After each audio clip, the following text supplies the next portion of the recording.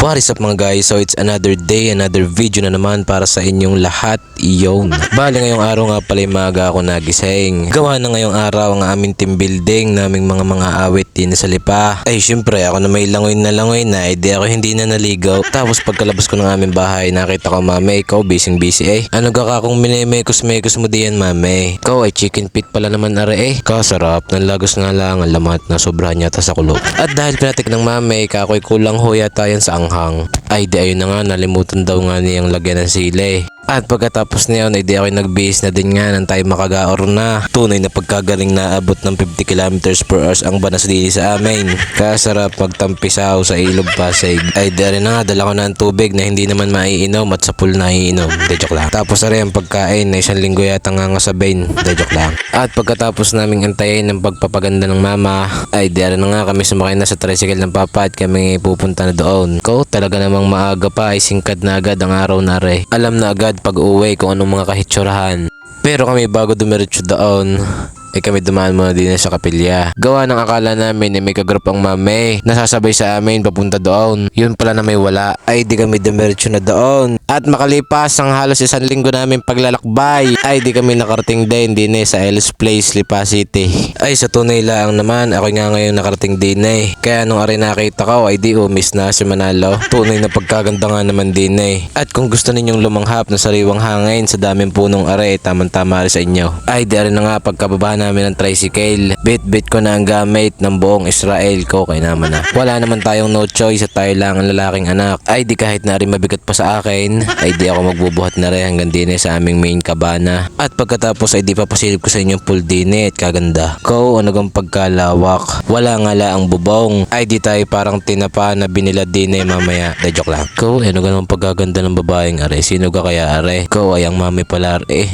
Ano gang pagkaganda naman na sumbalelo na iyan. Ang pagkakakyut. Pero mas cute si Jake at parang hinakot na buong grocery ng tagumpay. De joke lang. Ay siya, shoutout muna sa tropa kong aray, parang Adrian. Oh. At pagkatapos makumpleto ang kulay ng rainbow din di kami mag-gayel muna. Bale ang amin nga palang team ay aray, yung team blue. Oh, shoutout muna sa aking mga kagrupong aray. Ikaw hindi pa yata nag-aalmusal, hindi pa makangiti eh.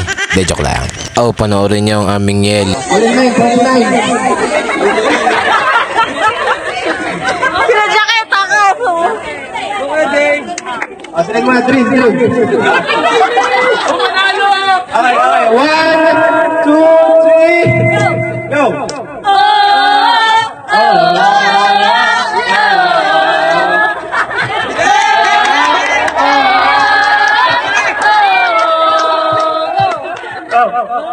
Who are we?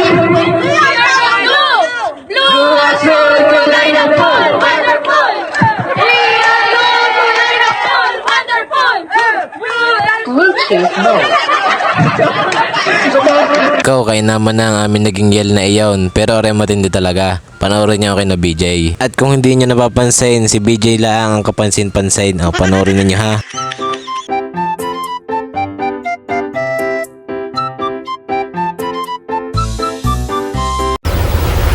Wait a minute. Who are you?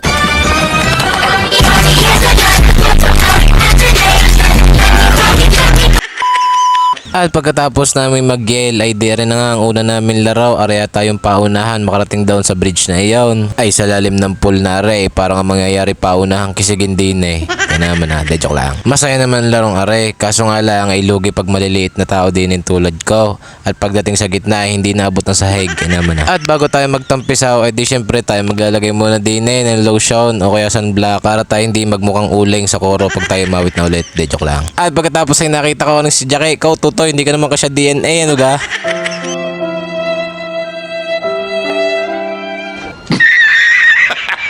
At pagkatapos natin magtatalon-talon doon sa pole, ay di syempre tayo lalamon muna at nagugutom na ang person. Ko ano garing mga nakahaing are? Ko siya alam na kung anong lalantakan, favorite. At habang ako'y nagala din ako'y nakakita ng bogey, kakoy kamusta na gang yung number 36 na bebe? De joke lang. At habang kami nakatambay din at ninanamnam ang bawat sandali, ay ipapanood ko sa inyo kung anong aming mga naging palaro din sa aming team building.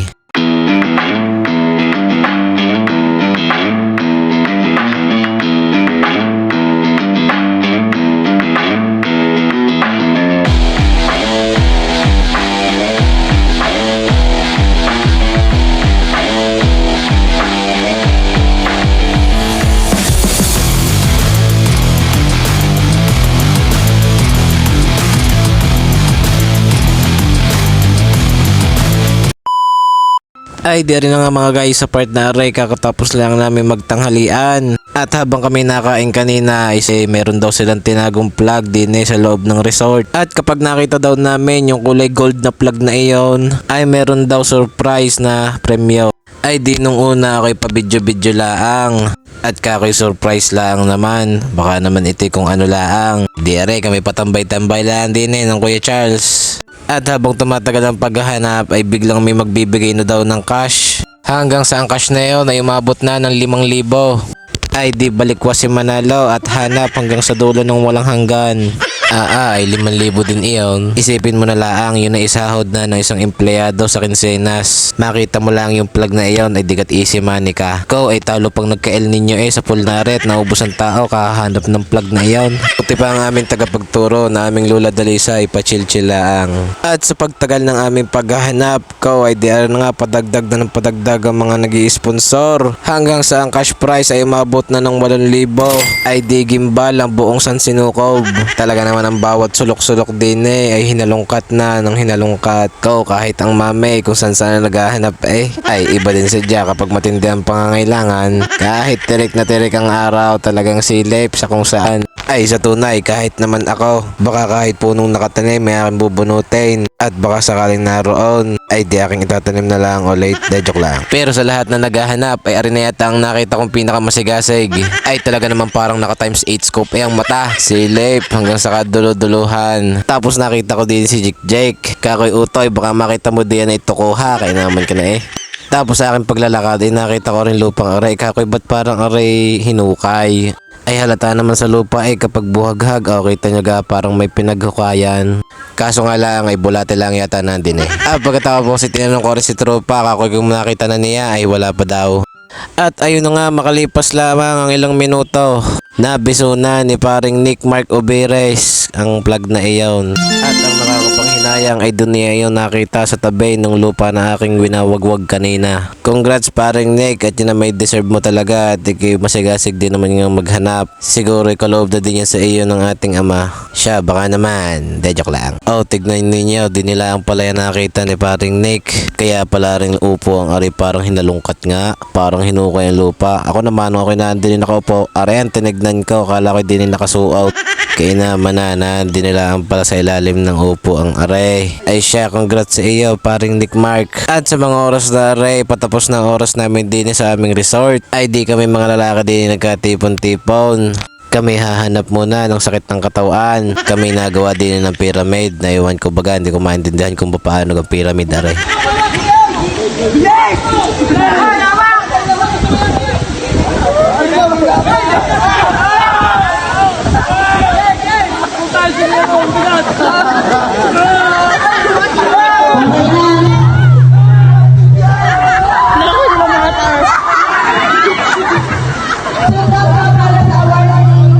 Nung ako na umakyat ay iyakan na yung mga nasa base. Mabigat ang itlog. Siya hanggang din na lamang muna ang ating video. Salamat ng marami sa aming mga kapatid na nakipagkaisa sa aktibidad na are. Sana ay patuloy pang tumibay ang ating samahan bilang magkakapatid sa pananampalataya. Patuloy pa nating tupadin ang tungkuling iniatang ng Diyos sa atin.